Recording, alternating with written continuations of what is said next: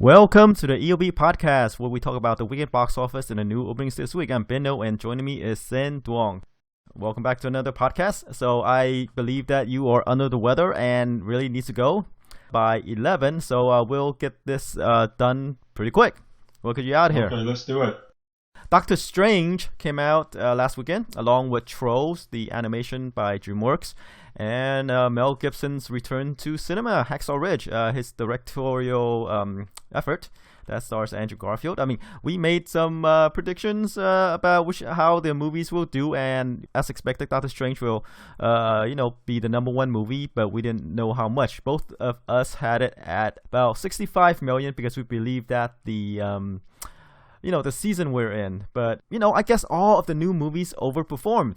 They did way better than our projections. Yeah, I think both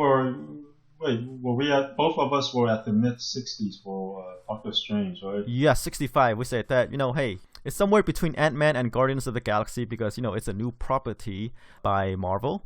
They're not one of the regular, Avengers members. So, we thought, hey, because it is the fall. Yeah, they're not top tier Marvel property. There's like third tier. But again, what Marvel's been able to do. I mean, even Iron Man wasn't a top tier Marvel character, but he became the center of the Marvel universe. And they're able to produce all these hits from Guardians of the Galaxy, which is again like a second or third tier character. And Doctor Strange continues that success that they were able to bring in from these, marginal characters in the universe. Yeah, that's true. It's just like, as we said, regular people really aren't aware what tiers these characters are. They don't care. And as evidenced by Doctor Strange, which, by the way, pulled in about 85 million over the weekend. It's kind of within where the industry estimated it to land, about 80 million plus. That's what the tracking figures are, and I guess they were right. Yeah, and the reviews for Doctor Strange is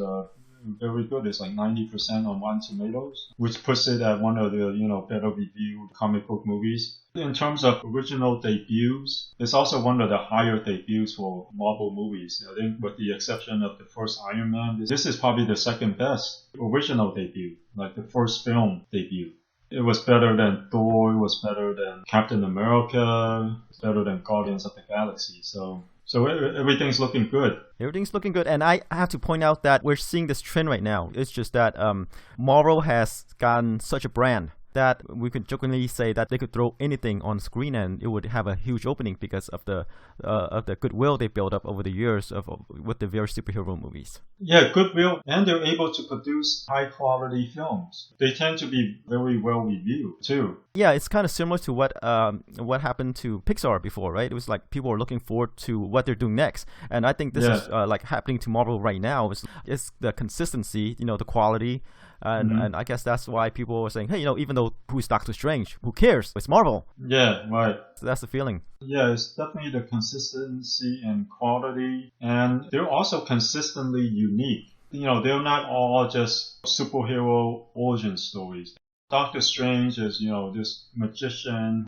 They talk about parallel universes and it opens up the whole entire universe with different realms, different universes, different dimensions. And this one has a whole Eastern feel to it. Mystical, magical, spiritual feel to it. So, which is kind of completely different from any of the other Marvel movies. Yes, and I have to mention the overseas box office as well. So far, it made 240 million. Amazing. Yeah, and worldwide is already at 325 million, which is already double is a huge budget, 165 million. After, a week of release in the US and 2 weeks of release overseas is already break even theatrically. Right. Just want to point out what we've been saying is that Marvel, within the superhero genre is creating these subgenres within the superhero universe, like comedy, action adventure, drama, family thrillers, adventure, mushrooms. mushrooms, with Doctor Strange. All right, let's move along to number 2 since we're short on time. Talking about mushrooms. Yes. And so Trolls came in at number 2 with a 45.6 estimated take at the box office of the weekend. We both kind of lowish on the movie. I said it would probably open to about 15 million. You said between 20 to 25, and it did way better than what we projected the movie to. Why? I guess Trolls is a great brand. Has lots of music. It's colorful. We mentioned Mushroom, but this is another one of those kaleidoscopic visuals.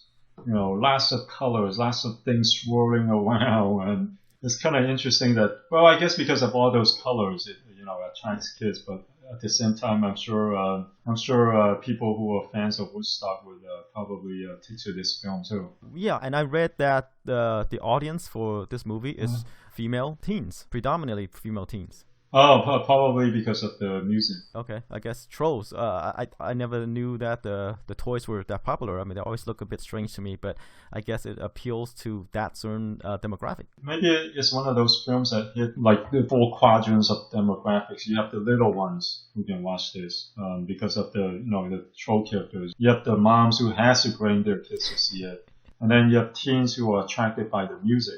Maybe that's why it did a lot better than you and I expected. But at a budget of $125 million, it has to do this well. Surprisingly, not surprisingly, but DreamWorks, they make movies for that much and probably more. Yeah, right. But the thing is, sometimes their movies doesn't perform because of the inconsistency. As we mentioned, about consistency. Yeah, on a domestic level, but they've been surprisingly consistent in the foreign markets. So their distribution on overseas is pretty good. They seem to be consistent. Even Penguins of Madagascar, or even Turbo, both of which underperform in the US, but they perform pretty consistently overseas. And when you bring in the worldwide figures, I think they all are able to make a decent profit when you take into the account of the foreign markets. Yeah, and it looks like the same thing's happening with Trolls. It's already did 104 million overseas. Worldwide figure is at 150 million already. Right. Let's talk about DreamWorks for a bit, okay? Mm-hmm. Do you notice with Trolls what they're doing? They're getting cuter? Well, no, they're not getting cuter. It's just that it's a crossover brand. It's like, remember they used to do their own original animation? This is based on an existing property. Oh, yeah, that's true. So do you think they're going into that direction instead of making more original stuff? They're kind of going to Jeffrey Katzenberg is no longer part of DreamWorks Animation anymore, right? No, really? I don't know. I heard that there's a movement. Yeah, I think he's out after Fox. Did Fox bought DreamWorks, or I'm not? Fox just distributes films by DreamWorks, right? DreamWorks Animation, right? Probably, but I don't keep that close. I think track of. I think someone acquired him, maybe Fox, and then Jeffrey Katzenberg after the acquisition left. But I still see some DreamWorks qualities, like they always get musicians, people who are in pop culture, like Justin Timberlake, and there are some pop culture references in the film too. So I see that part of DreamWorks still there. But like you said, it's true. They're using brands that are not original, not their original stories. Right. So we'll see if they will make more. But as you say, they are getting cuter too. They might be changing art direction and might be for the better. But I disagree. All right. We'll see what their next movie is. Okay. All right. Let's move along to number 3, which is the Mel Gibson directed movie Hacksaw Ridge. It's I guess based on a true story about a soldier who refused to carry a gun on a battlefield, and instead of killing people, he saved the injured soldiers. And I guess initially people saw his resistance, at least conscientious objector, as I guess they rejected him because he's unwilling to kill. And if you're a soldier, you're not killing, you're not willing to kill, then you don't have other people's back, and that's why. Well, anyway, it stars Andrew Garfield as the guy, and it did 14.7 million. And we had the movie opening at 8 for me, and you said 10. And as we said, this is a faith-based film, kind of. And if they turn out for this movie, it could make more, and it did. Yeah, it did 15 million, which is solid, and it's a very well-reviewed film, 87% on Rotten Tomatoes. So look out for this during the Oscars. It's kind of a return. Yeah, they're talking about Andrew Garfield's performance. I guess I thought it's a little bit too syrupy, but I guess if you're talking about acting-wise, maybe. Okay. Yeah. All right. Yeah, and 87% on Rotten Tomatoes is probably one of the better in terms of faith-based films. Those films tend to get trashed by critics, but this is definitely one of the better ones. And, it's kind of a, return to form for Mel Gibson. It kind of reminds people that, hey, he's actually a very good director. He's won an Oscar for directing. So yeah, for Mel Gibson, there were the lost years because of what he said and what he did. Yeah, his drunken rants and his persona took a beating. So he was pretty much Donald Trump before there was a Donald Trump, saying all these things. Yeah, right. And that's a solid figure. All three films ended up placing 1, 2, 3. All kind of beat expectations. Even Doctor Strange is a little on the higher end of expectations. Right, but we kind of sort of expected that, right? But I guess the surprises are really Trolls and Hacksaw Ridge. Yeah, yep. Doctor Strange should have sucked up everything, but Yeah. Trolls did way better because it doesn't appeal to the same demographic, right? Female teens. And then there's Hacksaw Ridge, I guess, brought out the faith-based crowd and the I guess people in the army or military. Right. Okay, let's move along. At number 4 is Boo and Madea Halloween. It did 7.8 million over the weekend and it has already grossed 65 million after 3 weeks of release at a budget of just 20 million. The drop-off was a little higher than usual, 55%, and that's probably because the top 3 films sucked up a lot of the audience. But regardless, it's already I think it's the second highest grossing Madea film, behind Madea Goes to Jail or something. Yeah, it's on track to be one of the higher grossing ones, so who knew? Right. I'm not sure if it's going to get to 90 million, but hey, it might.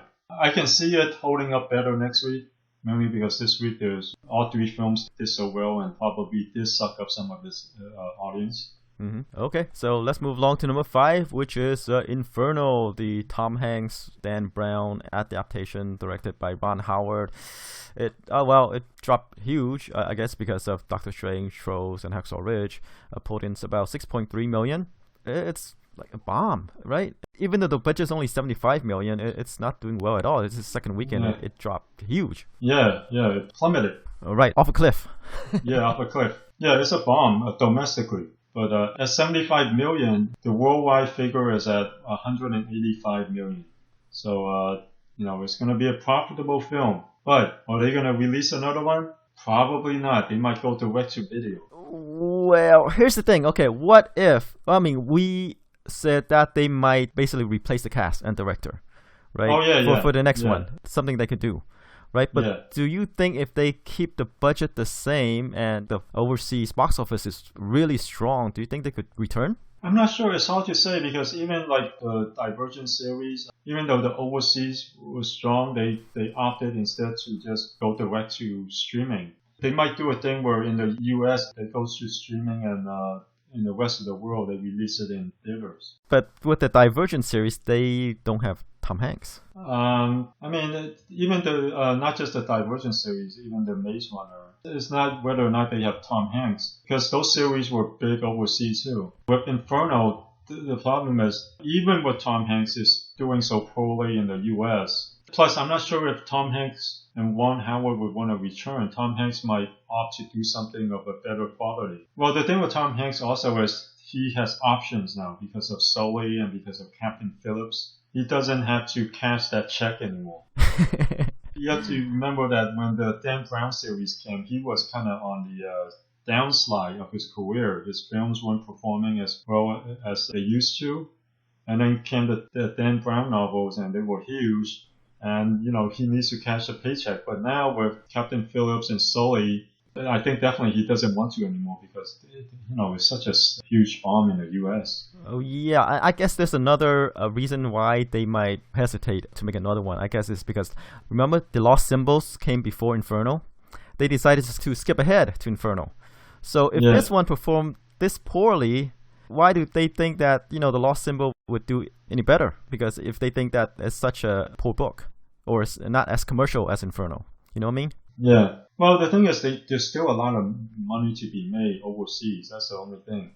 Just like Divergent and the Maze Runner. Even though it's not doing enough business domestically, Inferno is like a major drop. Compared to Maze Runner and Divergent, this is like dropping off the edge of a cliff. At least Divergent and Maze Runner the drop off is, I think, like 30% or 35% or a little bit more than that. But Inferno doesn't look like it's going to make much more than 35 to 40 million, considering the first film made, nearly 200 million or somewhere around there. So this is even worse than those. But, the overseas market is still so huge. When there's money to be made, never underestimate the studio to figure a way to still make money from it. That is true, but because Tom Hanks has options now. Tom Hanks isn't going to come back. But even with the Divergent series, the original stars might not return. It's the same deal. They might just choose to hire all new people and make it for an even cheaper budget. Yeah, and it just goes to show you the rejection of the movie, right? This is an established story, right? Book. It's by an established director, by an established movie star, right? Mm-hmm. But people just don't care here domestically. Yeah, right. All right, let's move along. The Accountant, it put in about 6 million over the weekend. In this 4 weeks, it made about 71 million on a budget of 44 million. So hey, Ben Affleck. Yeah, it's holding up well. The drop off is only 30% of all films on the top 10 is the one that held up the best. It wasn't well reviewed, mixed reviews, but it's a thriller and it's holding up well. All right, one of these disposable thrillers, with a bankable actor now. So, yeah, there you go. All right, let's move on to number 7. Jack Reacher, Never Go Back. It made about 5.6 million over the weekend, finally holding a little bit steady at 42%. It has already grossed 50 million at a budget of 60 million. It looks like it's kind of on pace to do about 65 million maybe. So a little bit off the original, but not bad, not too far off. Worldwide, it made 112 million. So kind of doing okay. Not great, but okay. So Jack Reacher 3, yes? I don't know at this point. Because the first one did about over 200 million worldwide. So this one, we'll have to see the overseas market. Okay, all right. That's what we'll keep an eye on. And let's move along to number 8, Ouija, Origin of Evil. This is the prequel to that horror movie based on a board game. It pulled in about 3.9 million or 4 million over the weekend.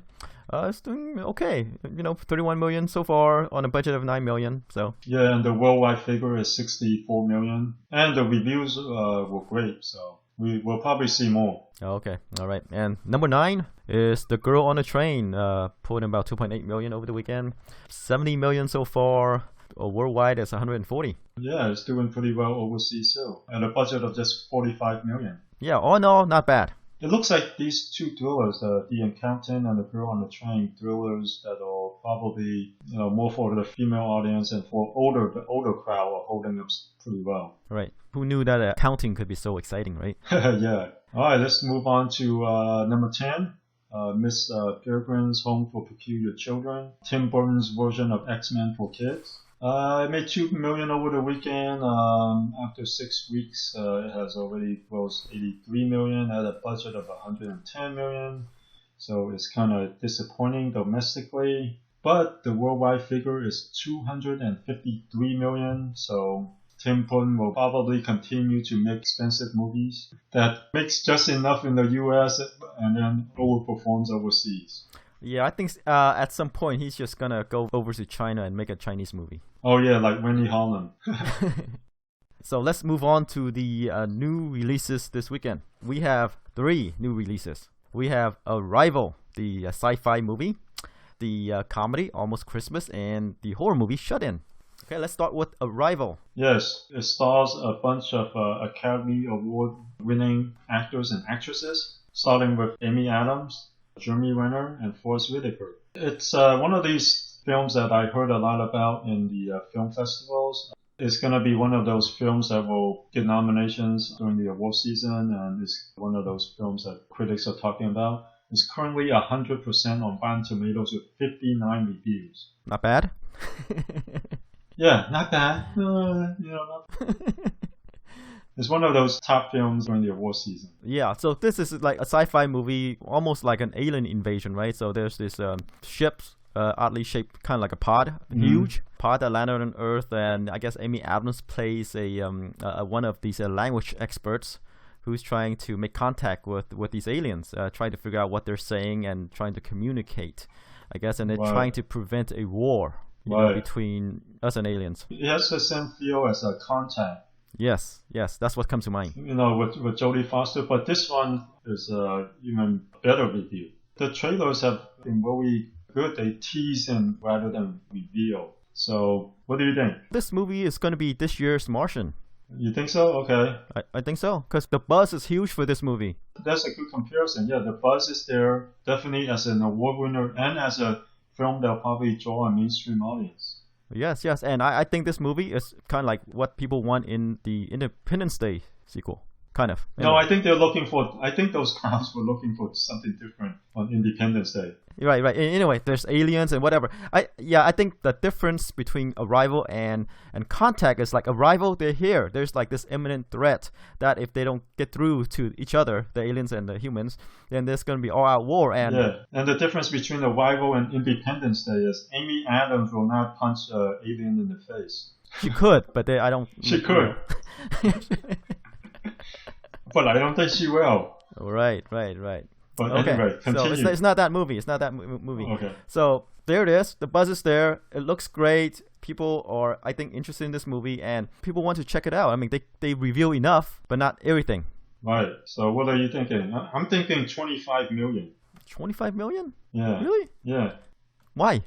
What are you thinking? I'm thinking way more. Go ahead, shoot it. As I say, it's going to be this year's Martian. It's going to be probably about the 50 million range. This movie doesn't have Sandra Bullock and it doesn't have George Clooney. That's Gravity. What I'm saying is like Amy Adams doesn't open movies. Jeremy Renner doesn't open movies. Forrest Whitaker doesn't open movies.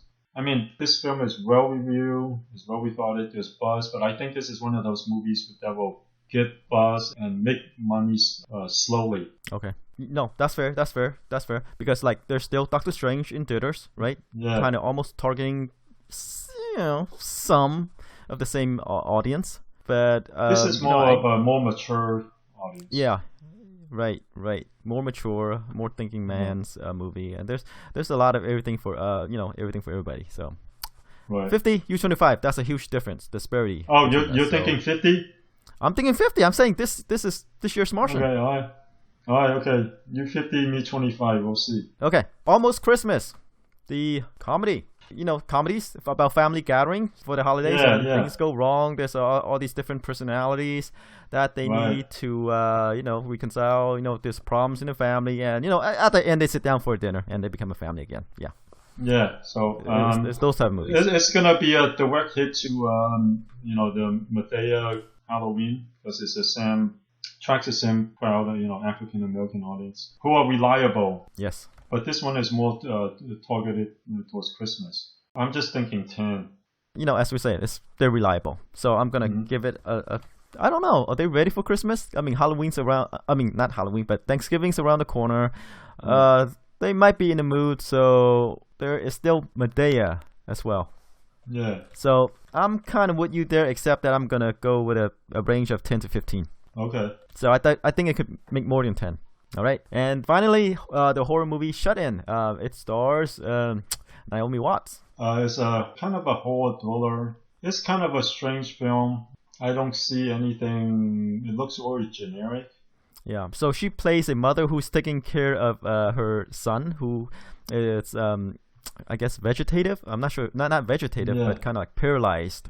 In a car accident. Then she brought in another child, I guess, to take care, and then that child disappeared. And then strange things started happening in her house. Yes. So that's where the horror part comes in, and we're left wondering, it's all this thing going in her head, right? Because she really doesn't want to take care of her teenage son because he's immobile, and it's more of a bother than anything else. And she dreamt of just killing her son. Yeah, but the trailer make it seem like. Well, I don't know what the trailer make it seem like. I mean, it's all this stuff happening in her head. Is it her paralyzed vegetative son who somehow did it, or that little boy? Yeah, or did the boy it was just another accident? The boy accidentally walked out of the house and wandered out and didn't come back and turned into an evil spirit? Who knows? Yes. So and tying all this thing together, is it her? Is she thinking all this stuff? And like, does she have a part in play in the accident? Does she have a play, thing in, like all these things? So, yeah. All right, what do you think? I think it looks very generic for a movie that doesn't have much of a draw, doesn't have a premise that's unique, that teases or that intrigues. Even though, it has Naomi Watts, looks like a direct-to-video horror movie. I'm thinking like maybe 3 million. I'm with you there, because if you want a horror movie, there are better in theaters. Maybe Ouija or, even Boo. And Naomi Watts, it's not one of these actresses people go out to see. Yeah, she's kind of on the downside of her career. Well, she is on the downside. I'm not sure if she even got up. Yeah, that's true. So Shut In, like as you say, it's a pretty generic thriller. And I don't think it offers enough for people to want to watch it, because, hey, Shut In or Arrival. Shut In or Doctor Strange, and like all these choices in theaters, and there's Shut In, with Naomi Watts trapped in a room with some other no-name actors. All right, so we both agree on Shut In. Yeah, we both kind of agree on Almost Christmas, except you're a little bit higher, and we completely disagree on Arrival. I'm thinking 25, you think it's 50. And come Monday, you will prove me right. All right, we'll see. Okay. All right, I'll let you go and take care. Okay, see you guys next week.